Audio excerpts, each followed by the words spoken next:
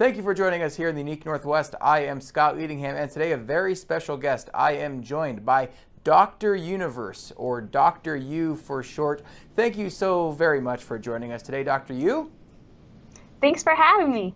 So Dr. U is a very special cat. Normally we're joined by one of the news correspondents of NWPB, but today Dr. U is joining us to talk about this new science program that we're doing in collaboration with WSU Communications in order to bring science questions asked by kids out there in the Northwest to you all on TV and online. So Dr. U, while you're here, I want to ask a question about my very favorite food in the whole world and Washington's premier crop, the apple. And a lot of apples are red, as we know. Why are so many apples red, Dr. U?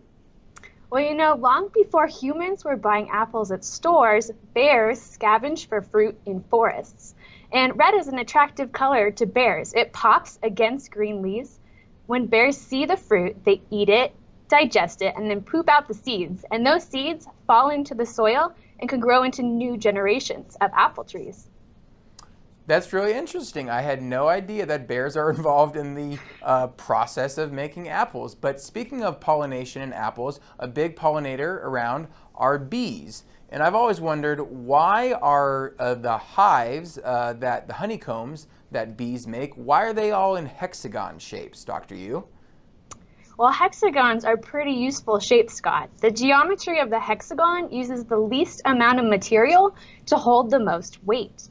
And they can hold things like the queen bee's eggs, they can store pollen, and also the honey that workers bring to the hive.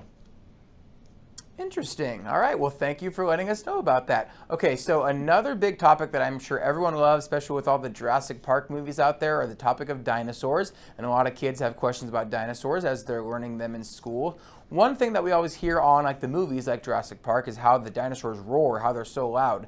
How do we have any idea that those sounds were actually what dinosaurs were making rather than saying like a cat meow or a dog barking? How do we know that those sounds were actually the roars that we hear in the movies?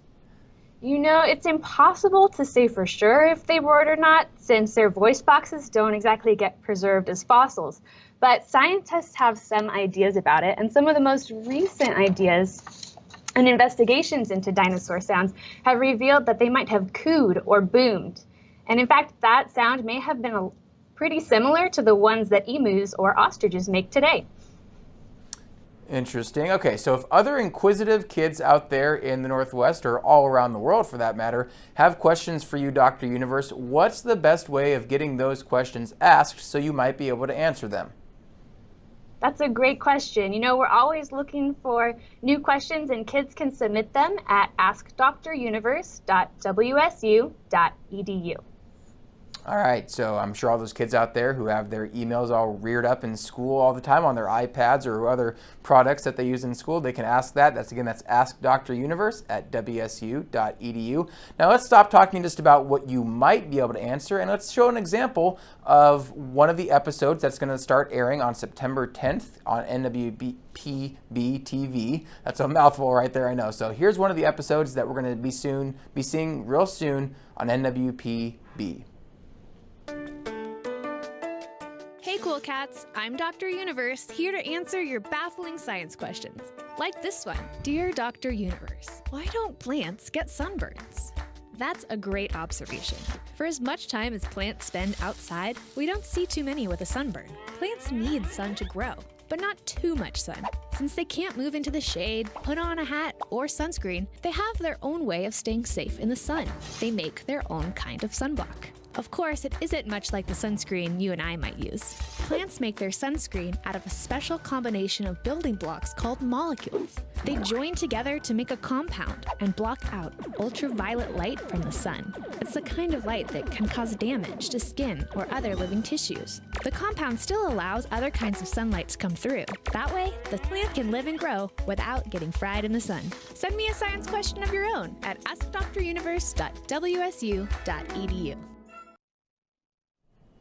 All right, well, thanks. That's really interesting. Again, that airs on starting September 10th on NWPB TV and online. And now for reals, joining us in the studio is Rachael Weber, the voice and idea, the brains behind Dr. U, if you will. Thank you for joining us, Rachael. Thank you for having me. So tell us a little bit about how Dr. U, that cool smart cat, got started. Yeah, so Ask Dr. Universe is an outreach project that began at WSU in the mid-90s, and it started as a newspaper column and a column in the university magazine too. And I'm the third Dr. Universe. There have been a few before me, and it's kind of evolved over the years, but the mission has remained the same, and that's to get kids excited about science and also share the cool things that are happening here at Washington State University. So it's kind of like Doctor Who, if you're into that. There's like different iterations of Doctor Who, right? Yeah. Superman, right, all the great characters. It never dies. It always goes on a different character. Hopefully there will be many more. So what are the various ways that people can find Dr. U throughout WSU, throughout our channels? Yeah, so you can find it, the main website, askdruniverse.wsu.edu, and you can also find us on social media, Facebook and Twitter. Cool. All right, so again, thank you for joining us, Rachael. This is really exciting. We're really glad that we have this partnership going on. Yeah. It's going to be really fun to see it online. Again, that's starting September 10th on NWPB TV's channels and also online at nwpb.org, where you can watch all of those coming up starting September 10th. And also, you can ask those questions. Again, that's Ask Dr. Universe at WSU.edu. We hope to see you there. Join us online or on YouTube, where you can find all the episodes as well. Thank you for joining us here in the unique Northwest.